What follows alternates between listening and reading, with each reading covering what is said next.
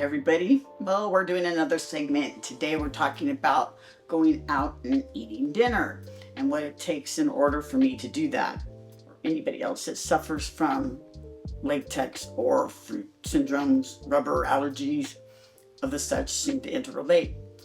What I have found is the best way is to, within a week of going, call and get a hold of a manager.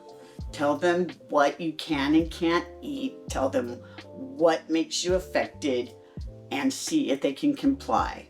Now, if you're going on short-term notice and you walk up to the door, again, get the manager and you tell them you have a latex allergy. And make sure that they're not wearing gloves in the back while they're cooking, because this will infect you. They're taking them off. Is putting the dust particles that is latex into the food. If they're handling it, it's touching it, it's putting the latex into the food. You will not be able to eat there, not and be safe. Now, any disinfectants that are being sprayed in the area will also have the same effect. It'll hit the silverware, it'll hit the napkins, it'll hit the tables, it'll hit the floors, it'll hit the chairs. You have to be very, very careful. So when I begin mine, if I walk to the door and I can smell disinfectant, I have to turn around and go out.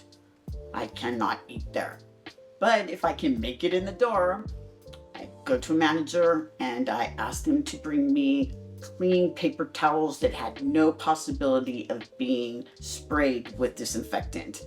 They bring me fresh water and I wash my table, I wash the seats, and I carefully put them so they don't harm somebody else in the trash. This is a very good way to save yourself a lot of harm.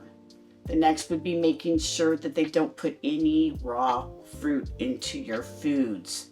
I have found that different levels, you can have the protein in natural latex, which is all fruits and vegetables, basically. It can be cooked out and safe, but eating them raw can cause you allergies. You need to make sure you tell them not to put them near or on your plate at all costs. The other ones, it would be best to bring a travel kit.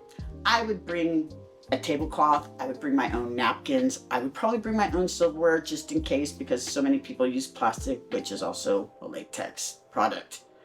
I would sit outside if there's an outside view. I would bring my own paper towels and probably a water bottle, maybe a little one.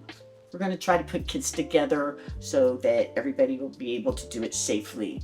The same with going to hotel rooms. You have to be leery. They use scents. They need to use an air purifier. I take an air purifier to every hotel I go to, and I make them do it 3 days in advance.